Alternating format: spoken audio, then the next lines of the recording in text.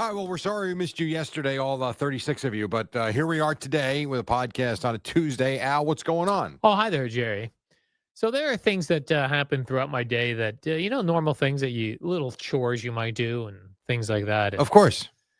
I really sometimes examine them, like what's exactly happening here? Like things that you Okay. might just take for granted of doing. Sometimes I Like look making at your them. bed? Yeah, I might go like, why do we make our bed this way? Or why Right. do I do that? So during the warmer months, which we're still in, I don't like to put my oven on. Okay. I mean, I hear that. So Yeah, instead sure. of putting a sweet potato in the oven every night, I boil a sweet potato. Just leave it outside in the sun. I could do that. I Yeah. hadn't thought of that. You boil a sweet I potato. boil a Interesting. sweet potato. I cut it up and then I boil You know what's the funny sweet with potato. those? I microwave potatoes, sweet and regular, and then I toast them for a minute. In toasted, like in a toaster oven? Yeah. Not the oven. Just Yeah. I toast this just to make the outside a little bit crispier, but I microwave them 4 minutes, maybe 4.5, Yeah. and then the toaster oven for a minute. That's not a bad idea. Yeah, interesting. I never thought of boiling a potato for that. I use the air fryer for my chicken. Okay. And then I boil the sweet potatoes. Why not put that in there with the chicken? I got to tell you, There's no room. I have no room. These air fryers have no capacity. I've started just throwing everything in. I don't know what's going on in there, but I got to tell you, it works. You just throw you pile things on top of each other? I do. It does work. I haven't done that. I'm not saying I won't get there at some point. But the boiled sweet potato, I never really thought of until when we had Hurricane Sandy. Mm-hmm. I remember we had no power or whatever for a while. And I didn't even have that because where I lived in Basking Ridge, I had an electric stove. Okay. But my neighbors next door were going to somebody's house that had like actual electricity and thing. And they said, is there anything we can, I said, I have these sweet potatoes. So they boiled them and brought them back. They were so good. Wow, how about with that? Like salt. So that's how you do it now in the summer? Yeah, so I'll boil a potato. But when the water's done boiling, I immediately pour it down the drain, and then take the potatoes out. Sure. But randomly, like 2 days ago, I was thinking, I go, I looked under my sink and I see I have all plastic pipes. Right. I'm like, should I be pouring boiled water on the plastic pipes? You can, because it's not paper thin. It's made for that. So I asked Grok. Oh, boy, you and Grok. I mean, you should just marry Grok. Now, boiled water is 212 degrees. Right. Grok said that the PVC piping used in plumbing is good for 140 degrees, and that 212 could melt the pipes. And yet it never does. Yeah. It doesn't. It doesn't, but no. Is there somewhere along the line, am I melting the pipes? Maybe. I suppose it's possible you're deteriorating a little bit by a little bit. I don't know. All I do know is I've never changed them, and boiling water from pasta or potatoes, or I've never once had an issue. Yeah. I never thought of it. But yesterday when I did them, I said, I'm going to let this water cool off for a little bit. Oh, my God. Are you going to start putting the boiling water in the freezer with your garbage? What are we doing? That freezer's getting very full, Jerry. I'm sure it is. It's very full. That's funny. You could also, by the way, just as you dump it, run cold water with it. Yeah, I have done that. So it doesn't have to just sit out. Yeah. Just a thought. Yeah, it's a good thought. Mm. And I think once you turn the gas off, if it's no longer bubbling, it's no longer boiling. It immediately starts cooling. Yeah, so it's immediately lower than 212. Yep. But I don't know, just something to think about out there. If you have to. I've got other things to worry about, but that sounds fantastic. Do you think other people think of that? No. You don't think a single person no, there's millions of people. Of course, someone has said I wonder if I'm sure plumbers have thought about it. Yeah. Why wouldn't they? Yeah, plumbers, yes. Yes. Oh, there's people that have thought about it. Do I think that it is the masses? No. Yeah, me neither. I do not. Yeah. Why wouldn't they make the PVC piping good enough for boiling water? It does work. So I don't know that it's not good for boiling water. So they don't need to fix it. I think so. The old don't fix what's not broken. Yeah. I mean, what are we changing out for?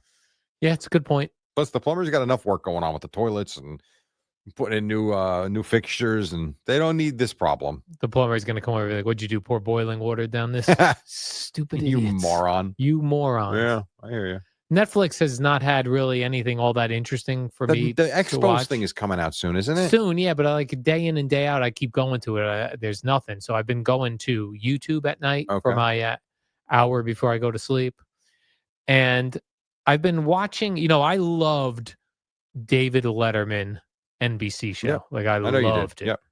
So he still has an active YouTube channel where he goes on it and they talk about the old shows. So they have a series on there which they've been doing for years now. What I've just found these. It's they find somebody who worked on the show Right. and then that person walks you through their favorite moments from the show Oh, and then that's they show cool. the clips. Yeah. But the thing that really struck me is the amount of people that worked on that show over the years Yeah. that only worked 3 Oh, years. briefly. Yeah, or even like people like 10 years, but the show was on the air for like 30 years. Right. You would think that's a destination job, not a like a stepping stone. Was it Yeah. because they couldn't work with him? No, so that's what's never revealed. Mm. So I wonder, a show like Letterman, a late night talk show, are they looking to get new people in there every few years Oh, not be stale maybe and to not be turnover. stale, or are the It's kind of writers, like here. yeah, or are the writers looking to move on to something else? Like, is that a tough job and they're looking to write on a weekly series Right. instead of a daily thing? I wonder about that. What do you think? I don't know. I think what you said first might be very possible that when they sign them, hey, we're going to give you a 3-year deal. Usually that's kind of the length of the contract. And then we look for fresh faces, fresh thoughts. But I don't know because you would think, like I said, if you're getting into TV, let's say as a director or a producer or a writer, I would think that's a destination show. Like I may like the freaking Letterman. Yeah, like I'm not going anywhere. Right, unless they kick me out of here, which is maybe what they do, I don't know. Um, that would have to be something you would have to ask them because I have no idea. I don't know TV at all. Even like something as simple as the Molly Queerum stuff came up again, where someone, I think it was Marcellus Wiley, revealed she was making $500,000 a year to do First Take. But according to him, I have no idea.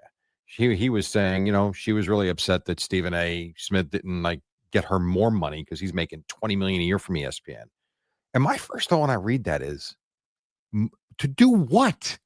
More like you can say what you want about Stephen A. Smith. Stephen A. Smith though does 9 million things for that network, and he's on all the time. The way I remember it was she hosted First Take. No one cared about her opinions because that's not what she was. She was the host. She would volley it back and forth to Stephen A. and whoever he was with. $500,000, a lot of money. My point is, like, I don't get TV. I don't understand it. I don't know it. I don't know if those jobs you're talking about are really highly paid, but it's a short contract, or maybe they don't pay very well and it is a stepping stone. I don't know. Yeah, it was So hard to tell unless you talk to them, who knows? because there are people that were, and there's all sorts of jobs. So there was writers that are doing these segments. There's segment producers. Right. There's producers. Think about that. There's Segment producers. Yeah. So the segment producers, what you might do as a segment producer is like for tonight's show, you're just handling the Marv Albert guest segment. Wow. So you would call Marv Albert, say, Yeah. "Hey, what did you want to anything in particular you want to talk about?" Right. That's it. So you're the handler for that 7 minutes. Yeah, and then you Wow. would meet with Dave Letterman and go, "Here's what Marv wants to talk about. Here's some interesting stories Marv has." What's interesting to me with that and all these celebrity interviewers or whoever it might be, and I can bring it back to the play-by-play charts we've talked about too. I would think if I know the way I do things, I do my own research. I always have, because I kind of figure if you hand me something, it's kind of like the prank Gio pulled on the guy in Pittsburgh back in the day. Whereas, and I know it wasn't given to him, but the guy just relied on Wikipedia, didn't do any work, and just read it like a sheep, and someone went and screwed him up. But that's getting information from somewhere else. I would think I'd want to do my own research. If I'm David Letterman and I've got hopefully 10, 15, 20 million people watching, whatever, I don't want to ask a question that I'm not 100% certain about because someone gave it to me wrong. It's amazing to me that all of these guys have a team of employees and researchers that do the work for them. Yeah. It's really something. Then this was interesting. The one woman who was there for many years, there are a lot of people that worked with him from NBC through CBS. Like Right. there are a bunch of people that he did stick with, but it seems like the writers and segment producers, those people moved around a lot. Okay. So this woman who was there a long time, she said that at NBC considered them part-time employees so that they didn't have to give them Benefits. benefits. So she said what Letterman did, and he was one of the early shows to do this, is he started putting them on the air for bits so that they would have to join AFTRA AFTRA. and then they would, or SAG, whatever it was back Yeah. then, and then Yeah. they would get benefit. Like he would make sure they were on camera enough throughout the year to qualify for benefits. That's very nice of him. Yeah, I thought that was really cool. That is. That's pretty crappy. I mean, I know it's only a 30-minute show, hour show, whatever. Hour, What was yeah. it, hour? But I mean, that's a lot of work. I mean, even a segment producer, 7 minutes, you're spending all day on that. Yeah, and you have every day you have a segment that you're in charge of. I mean, how is that not a full-time job? Then the one a woman who was there for a very long time, she was doing a thing where she would meet with Dave every day, and when they were meeting and they would get bored and just talking, they would throw a NFL football into a small trash can across the way. Right. And this woman got very good at it. So that's when Letterman brought that up, and she got very good at it. And they showed that she was up there one day just sinking like, and then Letterman brought in separately on separate nights Phil Simms and Boomer. Oh, that's funny. With the Jets to compete against her. She beat Phil Simms. That's funny. I don't remember how she did against Boomer. That's pretty good. But on one of the segments I watched last night, it was her memories, and she brought up the Phil Simms one.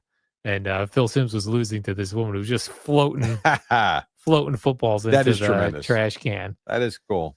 So it's cool. I love like looking back, like, but what's really hard to watch is how old people are now. Oh yeah. So some people age well, some don't. And the Letterman NBC show, I think, went off the air in 92. So if you were doing the Letterman show. Yeah, it's 32 years ago. Right. So if you were 32 years old when you were working on that show, or 30, you're in your 60s, yeah. You're in your 60s now.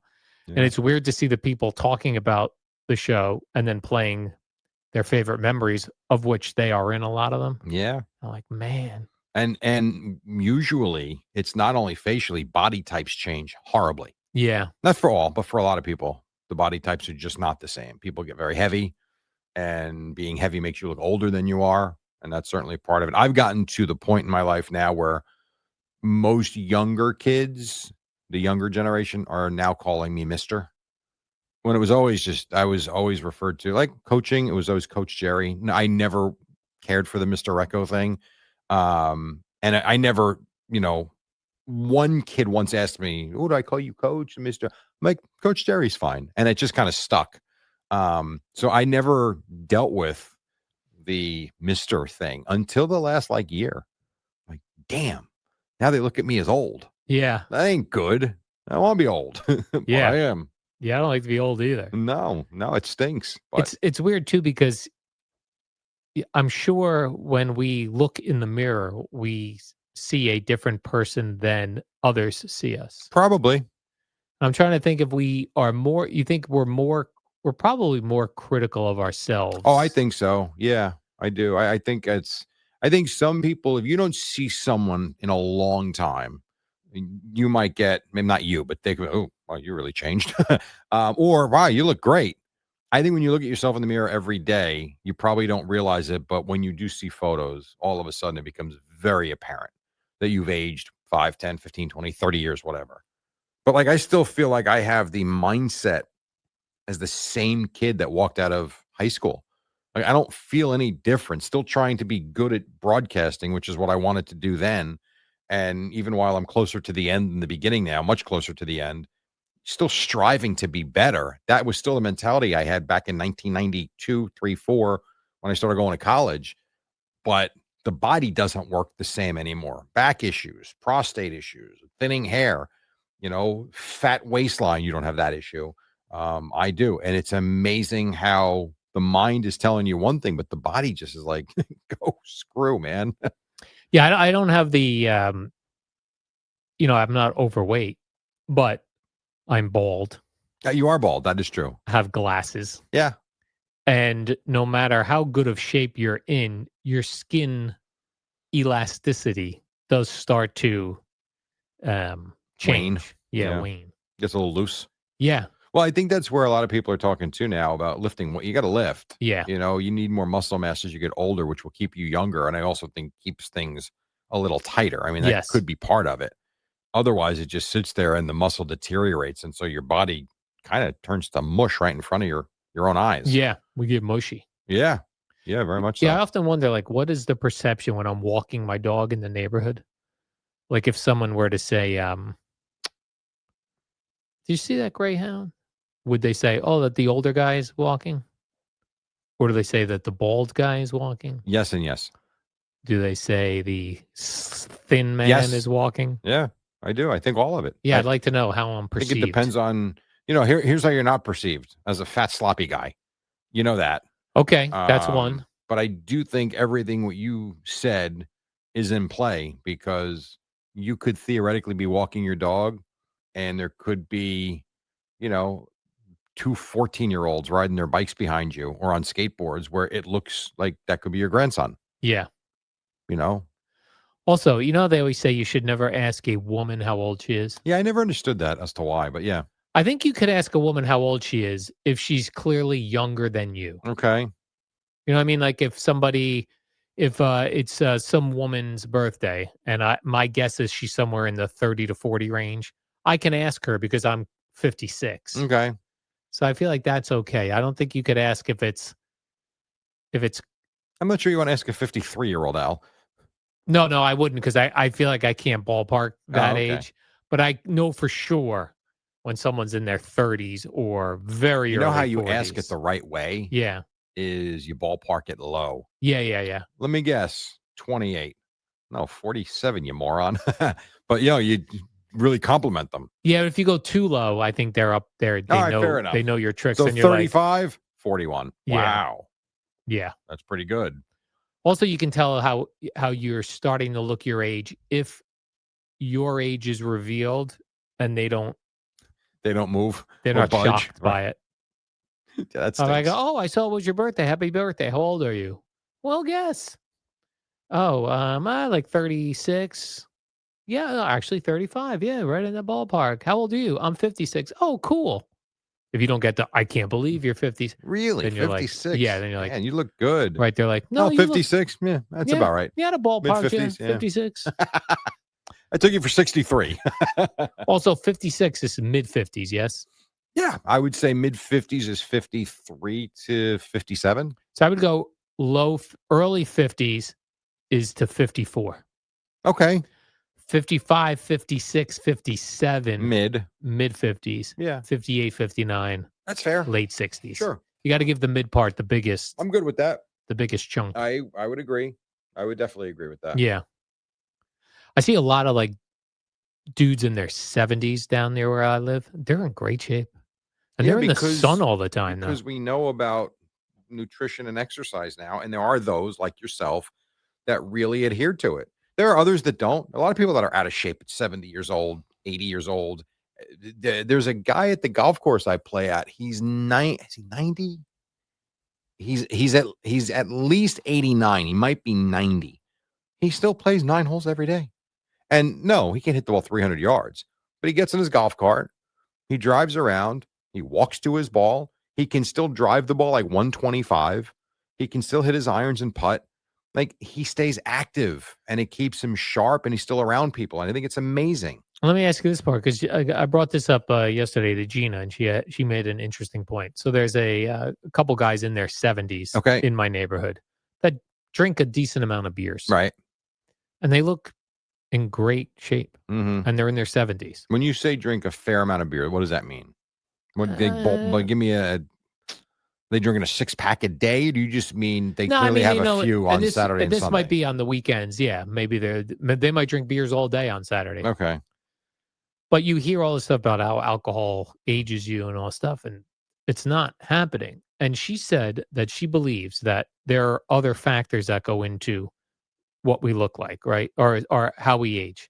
So not just like you said, you're somebody who's active, but like if you're in a say a walkable community. Mhm. So like any of the shore towns, if you're near the water, there's a lot more walking around outside your house than if you might have be in the Sure. suburbs. And if you're walking around the neighborhood and you know a lot of people, like I know a lot of people now because I walk a dog. Right. Does having a sense of community help you stay younger? No. No, don't think so. No, I think you're well, yeah, I mean, it can from the standpoint of I think what she said is right, that there's a lot of factors that go into this. I think stress can age you. So if you're in a bad relationship, but you eat amazingly, I think it can have a negative impact on what you look and how you feel.